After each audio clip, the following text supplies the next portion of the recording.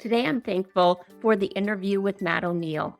He's a happiness expert whose work has positively impacted the lives of over 100,000 people worldwide. He's the author of The Good Mood Revolution, and he hosts the Good Mood Revolution podcast. Matt teaches us that happiness is a choice, even when life gets tough. I love today's conversation because after reading his book, which I had tons of highlights on, I got to ask him all the follow-up questions. Like, what if you don't feel like being happy? How do you choose happiness? He had some great ideas on that and so much more. I had several takeaways from this, and I know that you will too. Who's the person you're being? Are you satisfied? Welcome to Be the Person, a podcast for the brave and the curious, for people ready to explore their true potential. I'm your host, Annie Randall. Join me and let's get ready to go on this journey together. Welcome to Be the Person podcast. I'm super excited because I have a guest with me, Matt O'Neill, and he is the happiness expert. I just finished his book over the weekend. It's The Good Mood Revolution, and I loved it. It was so great. Matt, thank you for being on the show. And I'm just Annie, you're the best. I am one of your biggest fans. You're just phenomenal. So thank you for having me. Thank you. I appreciate that. I just am excited to get to know you more because I love the stories in the book. And I'm really curious because you own a real estate company. How did you start all of this work on happiness and become the happiness expert? I was born for it. I truly think we come into the world with a mission, and this was the mission I came in with. I knew it when I was just 5 years old. I knew that I was gonna help people feel better about themselves. And then I went through a lot of challenges and struggles, and I was not in good moods, as you know, you find out in the book that I had a lot of different things that troubled me, and that's great. How could I teach people how to be happy if I didn't know what it feels like to be really, really unhappy? So I had to climb out of all the 8 bad moods I teach and experience them in very profound ways in order to be able to teach them. And in my teens, I knew I was going to help people be happy. In my 20s, it showed up again, and then in my 30s, I started writing the book. And now I just teach people how to be happy, and I love it. So good.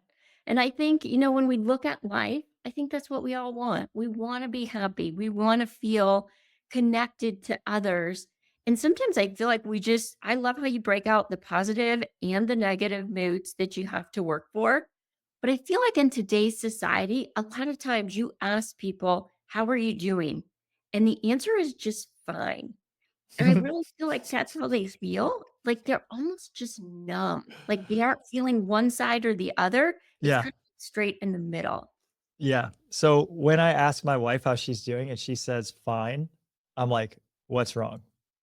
So, when I ask someone how they're doing and they say, I'm all right, I'm like, are you okay? What's wrong? So we're never, that answer, I'm fine, there's something wrong. And if we're telling ourselves, I'm just fine, or we're just kind of feeling numb, or we're just kind of feeling okay or all right, something's wrong. Our natural state is happiness. It's enthusiasm, it's creativity, it's joy. It's like when we feel enthusiastic or inspirited, we inspired, we're inspirited. That who we are at our core is like really lit up. It wants to just like give joy everywhere. And when we are saying hi to the people at the coffee shop, and we're like making people smile and holding the door and doing kind things, just not because we feel obligated, but because we just feel like it. When we're our best selves, that's who we really are. When we're just fine or numb or blah, there are negative thought patterns that are getting in the way of that joy expressing itself. So our very first step is to say, this isn't who I am. This isn't who I want to be. I want to be like crazy excited, happy. I want to be so on fire today. I want to be my best self. You don't have to be jumping up and down and doing cartwheels everywhere, but you may feel like it. That's But if we're just not there, something is bothering us. So we say, okay, I'm not my best self today. I could be better. What's in the way? I have a little exercise. I do it every morning. The first thing I do is I grab a cup of coffee because coffee makes me happy. The yeah, energy rich things make me happy. Exercise, I exercise every day as well. Orange Theory is awesome. And so exercise gives us more energy. We think it takes energy, but it gives us more energy. Well, when we feel energetic, we feel really good. We don't feel numb. That's why like you get done with a great workout, you feel like a high, like this is amazing. But for me, when I grab my cup of coffee, I sit there with my notebook and pen and I say, what negative thought could be going through my head today? And I wait. Every single day, there is a negative thought that shows up. And I'm a happiness fanatic. And if me, Matt O'Neill, who studies and practices happiness all day long, every day, talks about it all day long, teaches anyone that I can about it. If every single day I can find a negative thought in my head, everyone can find a negative thought every day.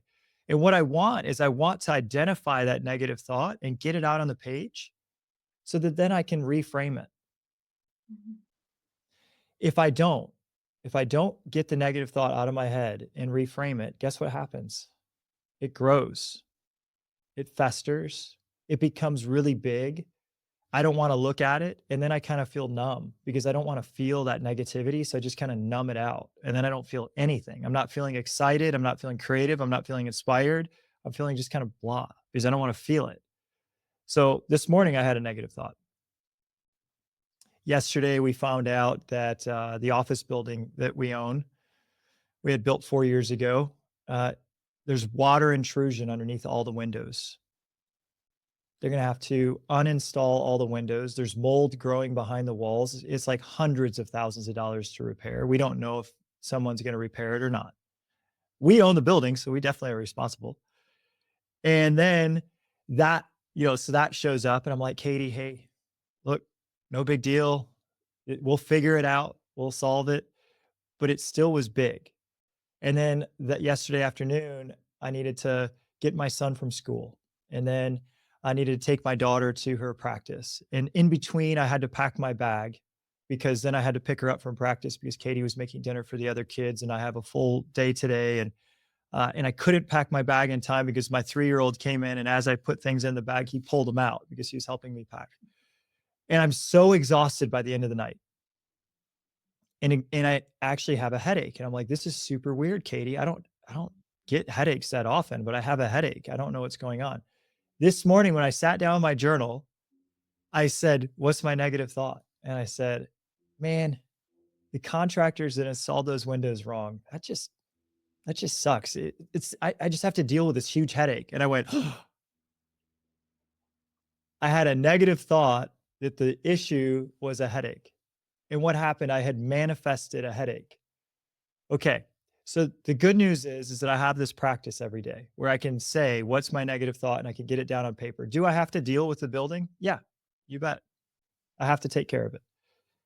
Do I have to suffer as I take care of it? No. So, so what I want to do is get the thought out. This thing's a headache. That was the thought. And then I want to reframe it. And you know how I reframed it? I said, I have luxury problems. There are very few people in the world that can afford a $3 million office building. Because I'm one of the few lucky people that is able to afford an office building like this, I get to take care of office buildings like this. I'm one of the privileged. Which of those two thoughts is true? That it's a headache or that I'm privileged? Probably both, They're but both definitely that you're privileged is the one you get to choose. they're both true. Yeah. It's a headache, but if I didn't identify that that negative thought was wreaking havoc in my life and then counter it with another thought that actually I'm privileged, it would continue to fester and grow and grow and grow. And then who knows? I might have snapped at my wife, and then now all of a sudden my marriage is having problems.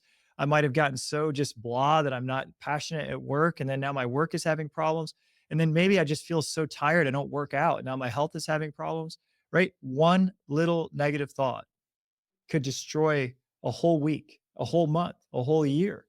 So, super fun practice. I highly recommend it. Every morning, just sit down with a piece of paper and say, what's one negative thought? Then how can I change it? I love it. I think that's so powerful. And when you were talking, I was just thinking, you know what? Me in particular, I'm going to say other people in our audience because they probably can relate to this too. But for a long time, I really honestly, I asked the question about numbness because it's something I dealt with of like, I can live in that middle ground of just not feeling much. So I love the practice, how you say just to identify. Because man, I think this is true. I see it in health all the time, but you see it in mindset, anything in life. You have to identify and deal with the problem. If you don't, I think we all think it's going to go away. But like you pointed out, it just gets bigger. Yeah, it's like your room's a mess and your mom's like, "Clean up your room." So you shove everything under your bed. Yeah. But then later you need that stuff. Right? You didn't actually clean it. You just it all the garbage is there. So like a better way to say it is you've eaten a bunch of food and you have all these wrappers and this gross rotting food in your room. Your mom says clean it up and you just shove it under the bed. Well, later your bed is going to start to smell because all that rotting food just festers in there. So you actually have to pull it out and do some work and Mhm. clean. And this is it. We have to clean our minds every day. I say this all the time. Happiness is a choice.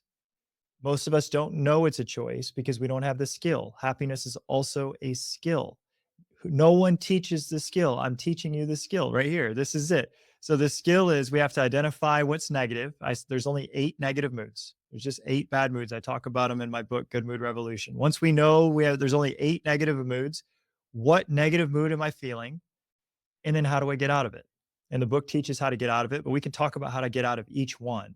That feeling of numbness, though, isn't a real feeling. That is covering the real feeling. The numbness is covering up one of the 8 negative moods. We have to actually get to the negative mood to pull it up so that we can. It's not, we just said they both could be true, but I don't want to hold on to a thought that's only half true. It's a half true thought to say this is a headache. It's a full true thought to say this is a headache and I'm privileged at the same time. Yeah. Well, I don't want to give away the full book, but I We would love. can. We can give away the whole thing. I am a like, I didn't write this book for people, like, to become this big wealthy person off of it. I wrote this book to help humanity. Happy people are making other people feel good. Happy people are not harming the planet, they're not harming the animals, they're not beating their children. Happy people are loving and uplifting everyone. So I'm here to help people be happier because it makes the whole world a better place.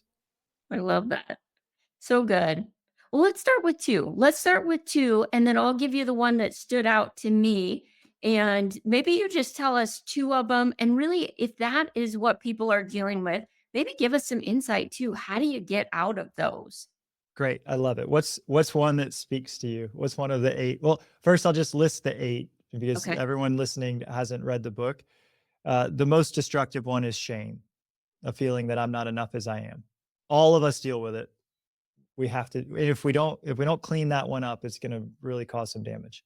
The second most destructive one is guilt or judgment. Everyone's judging everyone. I mean, shoot, look at the political environment. But all that we can't be judgy and happy at the same time. It doesn't coexist. We either have to be happy and let go of our judgments, or we get to keep our judgments and not be happy. So those are the 2 most destructive. And then there's hopelessness or overwhelm. It's like a lot of type A people are get into this overwhelm thing where it's all up to me. No one else can do it. No one can help me. That's another really destructive bad mood. And then we get into sadness or grief, which can be beautiful. I, that emotion can really help us, but we don't want to stay stuck there. Then there's fear and anxiety. One that a lot of entrepreneurs get stuck in, I certainly did, is lust and desire. This constant need for more. Also, all substance abuse comes from that. It's like this present moment isn't good enough. I need it to be even nicer. So I'll do these, drink or drugs or all the other things that then will make this moment nicer. That's a lust thing. It's not actual happiness. It's just pleasure. And then we get into anger, which again, that's another one I struggled with a lot. And then finally, the last one, which surprises a lot of people, is pride. That when we're stuck in pride, we are not actually happy. We think we are. We think that pride is really nice. It's not, though. It's like this constant feeling that I'm either better than people or other people are better than me. I have to compete with them. I have to beat them. All of that thinking will keep us out of happiness. Yeah, so good. And honestly, I can tell you I've probably struggled with every single one at some point. Yes, the one I Me too. struggle with the most that just probably is my repeat offender is fear and anxiety. It's Yeah. the one that sneaks back in. And for me, just being a person of faith, like God says in the Bible, do not fear 365 times. And I think I need that every single day. Like it is such a good reminder for me.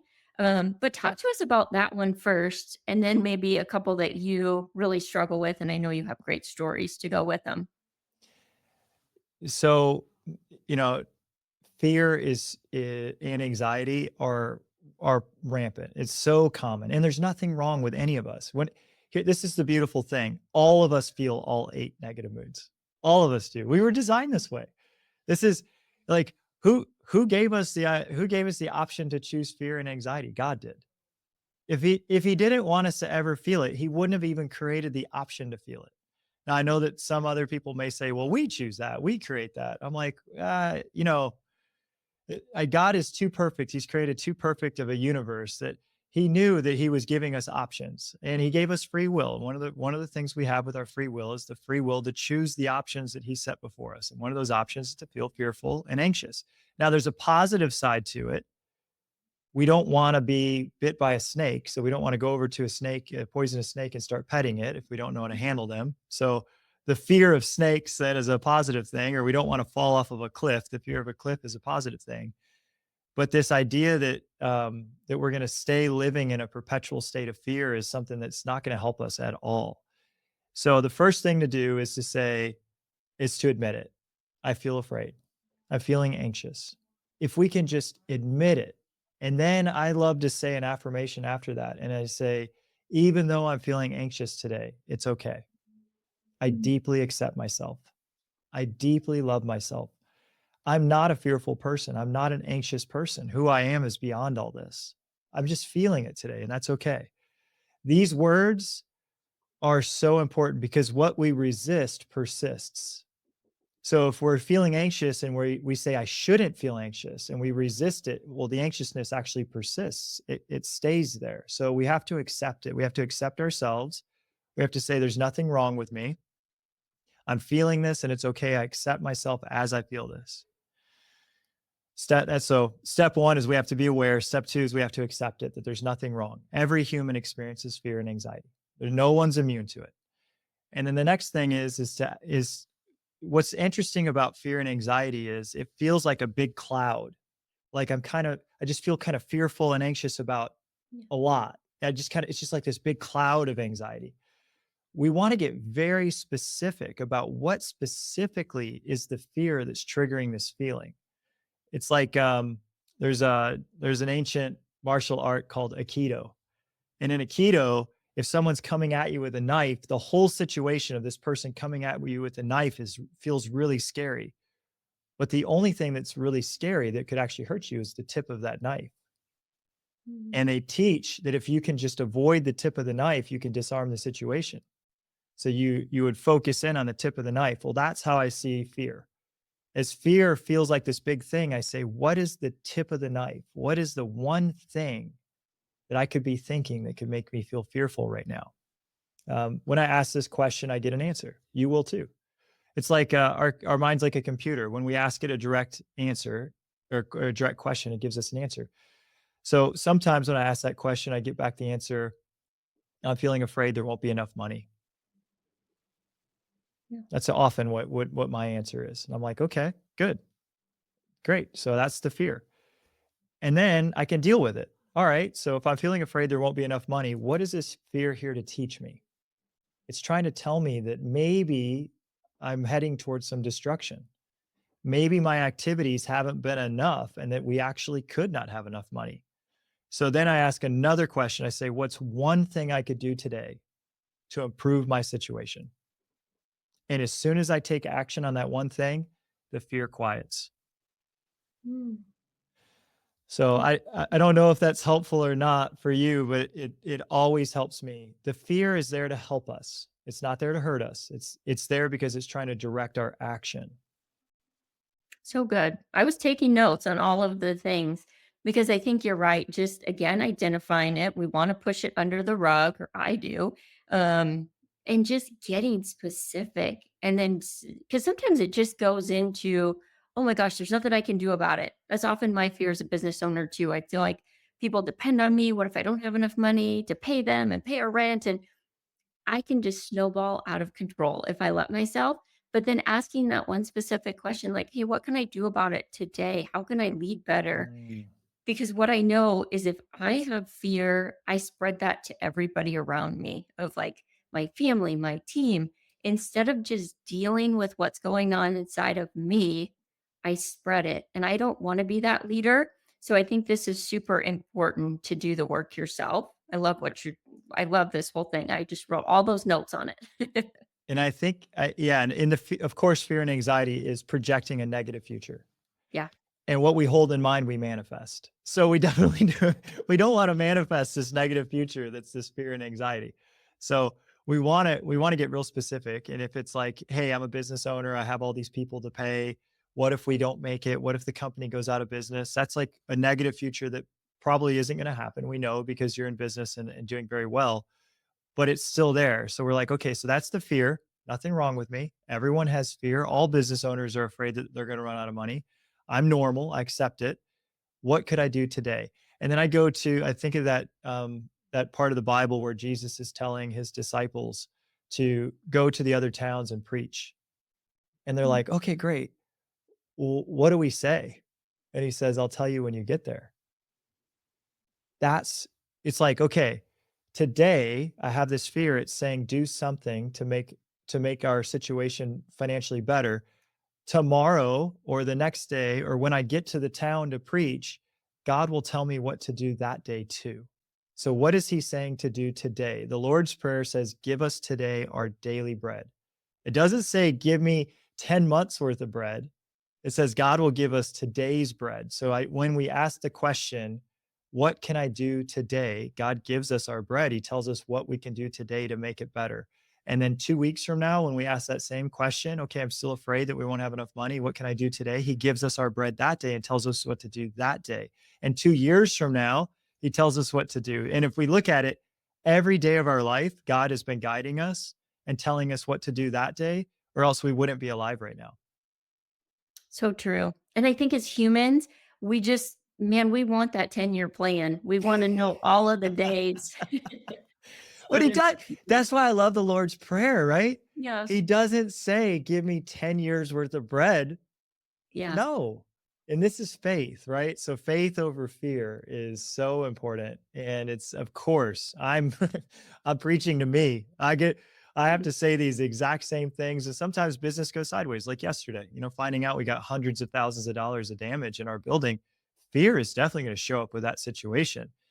But I had to say the exact same thing to myself. I'm like, well, what if the contractor who built it won't pay for it? What if we have to get into a lawsuit? What if blah, blah, blah, blah, blah. And I'm like, well,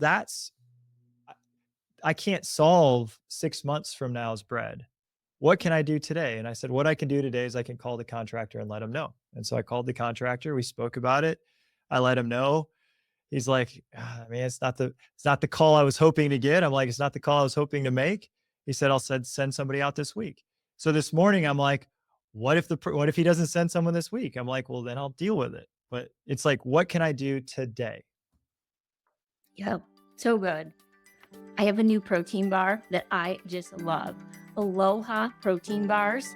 They have tons of flavors. My favorite is peanut butter cup. It gives me my chocolate fix for the day. It's gluten and dairy free. It's plant based, which I know you're thinking that does not sound good, but it is delicious.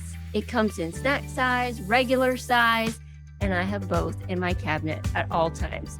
Check out the link in the show notes for 20% off your first order. I love just that one step at a time of what we're going to do. I think that was mine, but take us into 2 other ones, maybe that you deal with a lot or you when you're coaching people that you see them deal with a lot, and maybe the same type of thing, like, how do we get out of those other 2 negative emotions? I'm going to use my favorite one, Okay. which is moving into the first good mood, humility. I want to get us out of that ego negativity. So the way out, the pinnacle of the ego is that emotion of pride. And pride says, I know better than other people. I'm better than other people. I'm superior to other people. I've worked harder. I've earned it. I'm special and they're not, right? Well, it's not the truth. We were all created by our creator. We're all special, and yet no one's more special than anyone else. Sure, you have different gifts than I do, Annie, and I have different gifts than you do, but I'm no more special than you, no matter what I've accomplished or no matter what you've accomplished. You're not superior to me in some way either. And that's just the way it is. Um, I like to think of us like Marianne Williamson's one of my buddies, and she says our whole body has cells that work on the liver, cells that work on the heart, cells that work on the brain, cells that work in the skin. All the cells are different, but they all make up the whole. No cell's more important than the other. If we didn't have the cells in our heart, we wouldn't be alive. If we didn't have the cells in our lungs, we wouldn't be alive. Well, that's kind of how people are. There's 7 billion of us cells here on Earth. We all have our job to do. No one's more important, no one's less important. We're all needed. So pride says, I know better than you. It shows up as criticisms or judgments. Mhm. I've had so many. I still get them. It could have been very easy for me to get critical and judgmental of the builder yesterday, but I didn't because I've worked on this so hard that I just don't want. I know anytime I start judging or criticizing, I'm totally out of happiness. I've fallen out of heaven. And heaven is a state of mind. This is totally what I believe, is that heaven is not a place, it's a state of mind. And we can be in hell here. We can have hell state of mind as well. So judgmental and criticism is a hell state of mind. So when that judgment shows up, we'll just pretend I was thinking my builder was awful. Like, oh, he was so inconsiderate. He did a shoddy job. The whole building, and I could have just gone in, he didn't care. Let's say these were my thoughts. Byron Katie taught how to turn each criticism around. And this is the path to our freedom and back to happiness. So if I were to say my builder didn't care, we look at that statement and we're like, okay, is it true? Did he not care? No, he didn't care enough to check the windows. Now I have this big issue. Okay, well, can I absolutely know? Can I get in the mind of my builder and know that his intention was to not care? No, I can't. So, can I know that he didn't care? Well, I guess I can't absolutely know he didn't care. Then we turn it around and we say, what's the opposite of he didn't care? He did care. What are some ways that he did care? Well, I called him yesterday and he wasn't happy that this had happened for me and he felt bad about it. So that is kind of something showing me that he cared. I mean, when he was here on the job overlooking things, when the building was being built, he really wanted me to be happy. That's another way he cared. Then we say, okay, so that's what we're doing is we're like, it's kind of like that half truth I was talking about, that I have a headache or I'm blessed. It's a half truth that maybe he didn't care. And the other half of it is that he did. So our judgments are always half true at best. They are never fully true. But our judgmental or prideful mind says that we know that we're right and they're wrong. It's just not the case. The other way we can turn that statement around is to turn it back on ourselves. I think about Jesus a lot when it comes to judgments. Jesus would judge no one. And the reason is that he was pure love. That's our highest possibility. Our highest possibility is to become so loving in his image, right? As we were created in God's image. And Jesus said in the Bible, he said, you will do works as I've done and even more. That was one of the lines that he says. And so we can continue to aspire to become more and more loving. Well, if someone were to criticize Jesus or to harm him in some way, we know because even at the crucifixion, he said, "Forgive them. They don't know what they're doing." Like, he loved even people that were murdering him. And that is because his own mind didn't have any impurities in it. So, if we're judging or criticizing someone, it's because we're believing in an impurity in ourself. So we have to turn the criticism back on us. So that the statement, "My builder didn't care," I would turn around and say, "There's times I don't care. How is Mm. that true?" Well, man, sometimes, sometimes I'm careless with at my work too.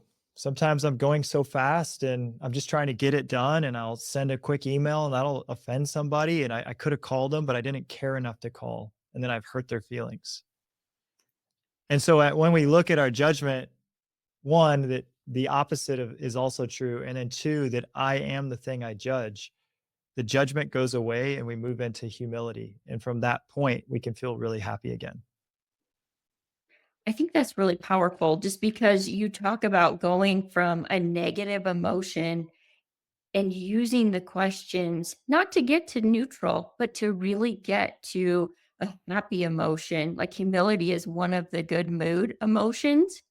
Can you share the other ones that you talk about as well, the other good mood emotions? Absolutely. Well, so humility is like the foundation. Okay. It's the foundation. Once I neutralize this criticism, this judgment, and I recognize that I'm not actually as great as I was thinking I was, that I'm just humble. I'm humbly admitting that I have flaws and vulnerabilities too. That's the foundation from which we can start to build really positive emotions because how we want to feel is joyful. We Mm. want to feel loving, but we can't always go from critical to loving immediately. Where there's I call it the progression of moves. We have to progress to it. So we get to humility and we recognize that okay, I wasn't actually right 100%, and that's okay. That's good. It's actually a good thing.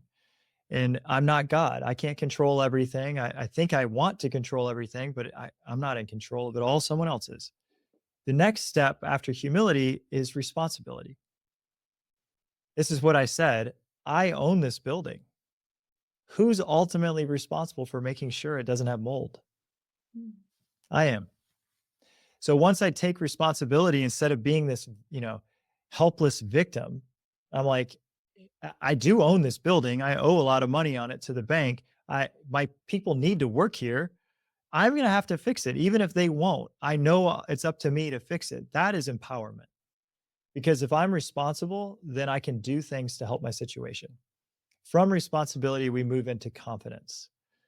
And confidence feels so good, right? I mean, Annie, I know like when you're rocking and rolling and your business is rocking and rolling and all your staff is feeling really good, you like feel really confident in the work you're doing. Like it just feels so good. So confidence shows up when we are no longer playing the victim and we're taking responsibility and we're humble and knowing that there's forces greater than us that are helping us. We start to get internally confident, not prideful, not arrogant, but more like I am being guided. This all is working out. It always has worked out. As long as I stick to my core values of who I am, I have unshakable confidence. I have God on my side, right? Like the whole world is supporting me. How amazing. That confidence is awesome. From confidence, we move to gratitude. I Gratitude is such a, oh, everyone talks about it because they should. The more we practice gratitude, the better we feel. So when we start to go like, all right, I'm actually grateful that this bad thing happened. There will be a point in time when I say, I'm so grateful that we ended up with that water intrusion. I'm not there yet, but I'll progress to it at some point because every challenge, if we're looked for, is going to have things to be grateful for. From gratitude, we then can move into loving it. I'm like, okay, I was grateful it happened, and now I just love that it happened. My life has progressed. I've become a greater version of myself because I learned about this. I've learned more compassion for people. I've learned how to handle this situation better. There's new things that have happened. I just love it. I wouldn't take it back. Even the challenging things, I wouldn't take it back. Then when we love everything going on in our life, we are joyful. Mhm. And from this, like it's like and I always ask this question. So, Annie, what's think of a really joyful day, like a really, really, really happy day in your past. What's been a day that was just so happy for you? Just like an easy one is our wedding day. Me too. Yeah. On our wedding day, on your wedding day, not everything went perfect, right? No. Us either. Yeah. No, I didn't. And yet, it's one of the most joyful days. And here's the reason is that even though we had actually a hurricane coming through Charleston the day of our wedding, but it's one of my favorite days ever. Oh my gosh. Even though everything wasn't going perfect, I was so in love with reality, with what was happening in my reality, that it didn't matter. This what if every single day we could feel as lucky and blessed as we did on our wedding day? And Mhm. even when things aren't going perfect, we can be so in love with what's happening in our life that we just feel so joyful. This is a possibility for us. Um, it's kind of what I did with I keep going back to this example because it was yesterday, but saying, I'm lucky, I'm blessed, I'm one of the people that can afford a building like this. This problem is actually a gift. It's showing me that I am one of the privileged ones in the world. That's me choosing to love my reality. And then I get to be joyful instead of resentful. So joy shows up anytime we are resisting any aspect of reality and saying it's not right, we lose joy. But anytime we love reality exactly as it is, we get to have joy. It's as simple as that.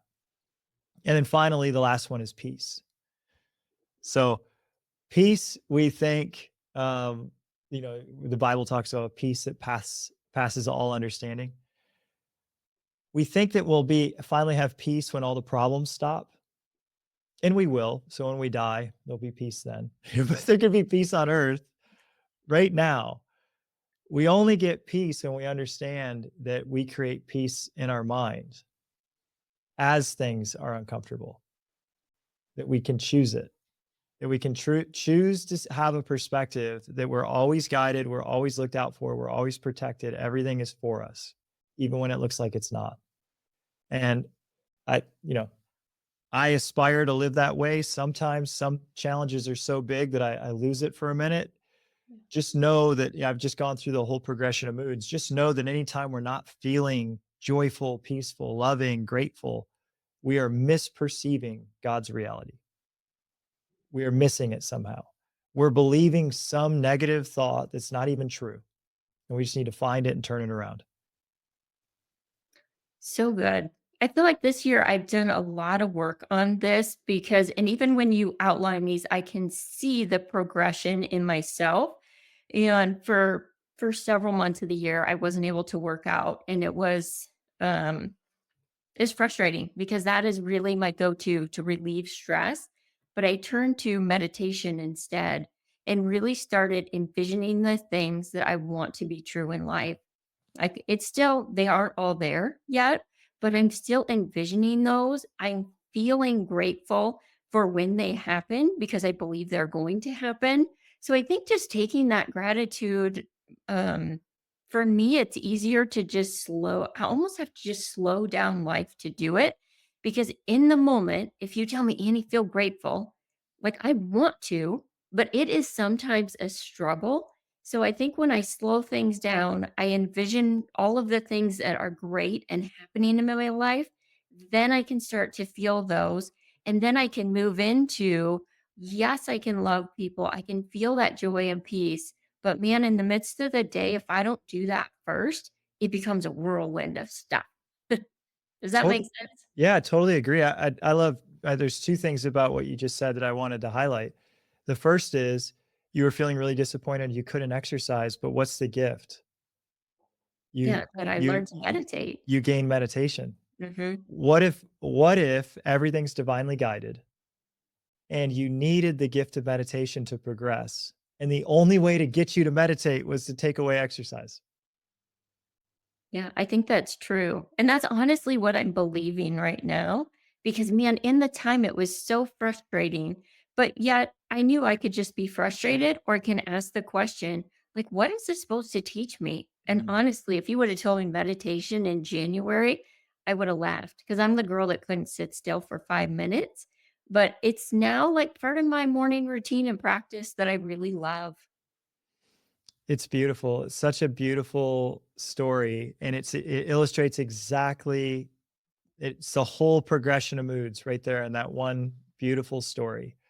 That so what I talk the good mood I didn't describe was acceptance. And Mm, acceptance says, this is happening. I know I don't want it to be happening, but I accept because I've had enough negative experiences happen that it turned out to be good experiences. I accept that this also is good. I just don't know it yet. yeah. So next time something happens you don't want to be happening, just remember this one and say, okay, last time I couldn't exercise, I didn't want that to happen. Something good came out of it. I couldn't have gotten any other way. And I actually am glad I couldn't exercise for that time now. So I'm going to say that this challenge is a blessing in the moment. Yeah. The other thing you were talking about was gratitude, right? And that it takes time. Mhm. Yes. Yes. Okay. So I teach this. Gratitude is a practice. And we never achieve it. It's like a mountain without a top. How often can we practice gratitude in each day? That's the question. That's what we need to ask ourselves. So I anchor gratitude to things I already do because it's that important. So every morning, yeah, I'll just give you my gratitude things that I do because this is this it we yes, we have to take the time to be grateful because gratitude then is the catalyst for all of our positive feelings. So every morning when I wake up, when my left foot hits the ground, I say thank. And when my right foot hits the ground, I say you. And then I say Mhm. thank you, thank you, thank you, thank you as I walk through the house. On the floor next to my bed, if you were to visit my house, you would see a piece of paper with thank you written on it, taped to the floor to remind me to start the day saying thank you. How much extra time does it take for me to say thank you instead of whatever other thoughts were going? None. Mm, yeah. Zero. It's such it's a no cost way to increase your happiness is to start your day with thank you. Then before I eat any meal, I pray. Any meal. Lunch, all by myself, I pray. Lunch yesterday with my friend Nicole. I said, "Do you mind if I bless our food?" And she said, "No, I don't mind." Even people who aren't, who don't, are agnostic or whatever. It doesn't, it doesn't matter what religion anyone is. It doesn't matter to me. It's like, hey, there's something bigger than you. There's something bigger than you that we can be humble to. Um, and she said, "Sure, I'd love for you to bless my food." And so I say, God, thank you. Thank you for bringing us together today. Thank you for the food that's on our plate. Not everyone has food today. Thank you for our successful business ventures we've done and guide us later. And then that night with my family, we're all around and we got my kids and we're having dinner. So last night, our family just has this ritual. We pray and we say, God, thank you for what happened today. Thank you for this food. So we wake up with thank you. We say thank you before we eat. So that's 4 different times a day we can say thank you. And then I throw it in one more time before I meet anyone. So Annie, before you and I got on this Zoom, I pray and I think I send blessings. So I Mhm. sent you blessings. I just pictured you surrounded by love. Mhm. And this what all I'm doing is systematically throughout the day opening my heart. Does it help you? I'm sure. I mean, I'm not going to turn down anyone's blessings. Anyone wants to send me blessings, I'll take them. But you know who it helps me the most is me. Yeah. Is that as I'm loving, I'm happy. The key to happiness is being genuinely kind. Mm. But we can't just say be kind when our mind is negative. It doesn't work that way. We're only genuinely kind when our mind is positive. So good. Of just taking the time, and I love the specifics because I'm a specific kind of girl. You just tell me like, oh, just feel grateful during the day. Like that doesn't really help me. But like these practices, I just wrote them all down, and I feel like they're super tangible. They don't take a lot of time. I love before you meet somebody just sending blessing on them. I always take a minute before.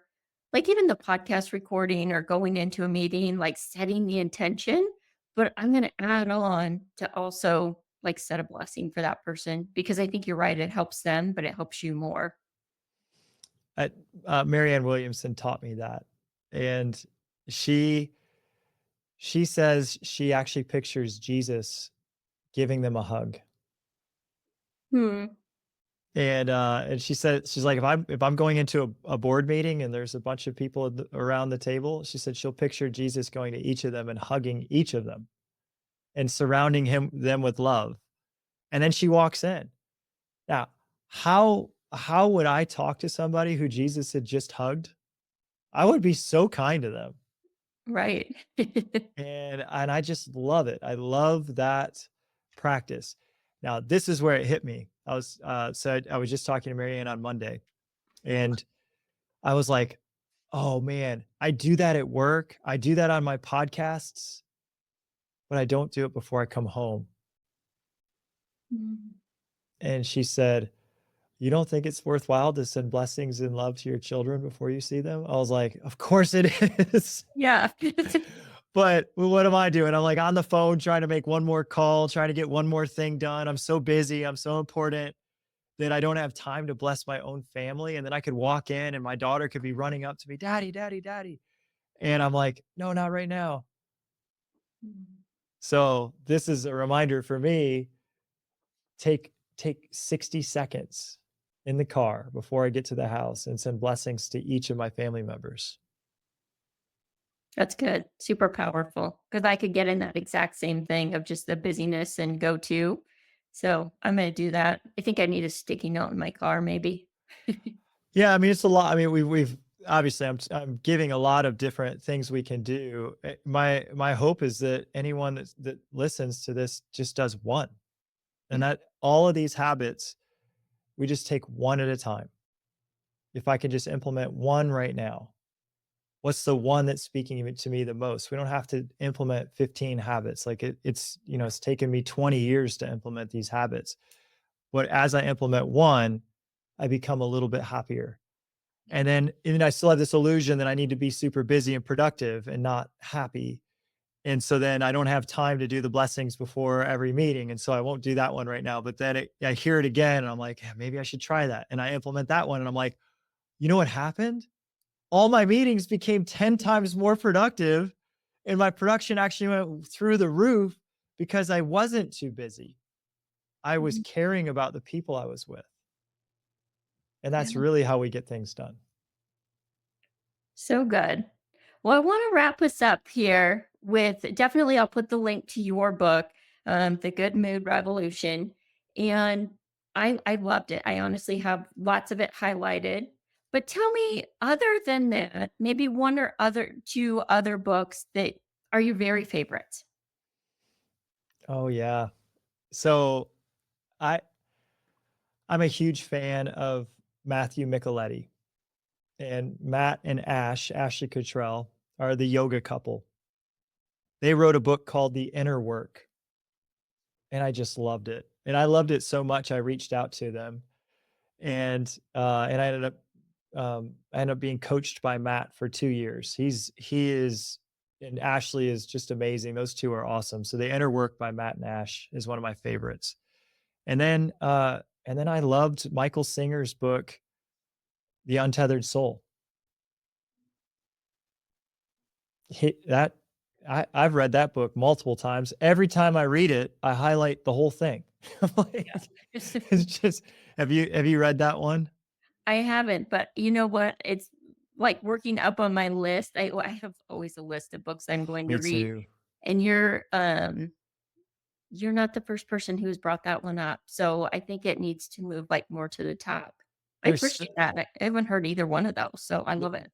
there's so many, and I know what I do is I'll buy them. Yeah. So and then I have stacks of books that I can never get to because I've bought too many. But one of those ones that I had bought was Marianne Williamson's A Return to Love. And I just loved it. I didn't know anything about her. The title just grabbed me. I'm like, "A Return to Love." That sounds amazing. It sat Mhm. on my shelf for 2 years. And then finally one day I just felt like I needed to be more loving. So I picked up that book and it blew me away. And once I same thing, kind of like with Matt Micheletti. Once I read it, I just had to know more about her. And I went and met her at a conference that she was giving. And then we became friends. And it's very fun when your heroes become your buddies. But that what, that's another thing is like you and I get to talk on this podcast. I think people that just really want to help people, they love talking to people that really want to help people too. Agree. Yeah, it's fun to make all the connections. And when you reach out, of just knowing, I mean, not everybody will respond back, but many of them do. And I love that. It's been a fun part of podcasting and just reading people's work and getting to know them. Yeah, I reached out to Michael Singer too. And he said his staff said he can't accommodate all the people that reach out. And that's totally fine, Yeah. right?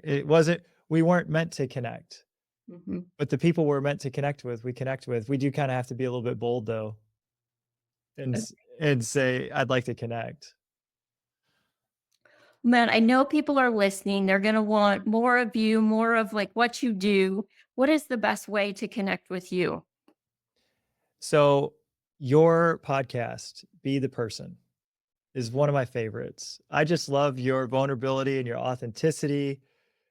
You're making everybody better. And top 5% in the world.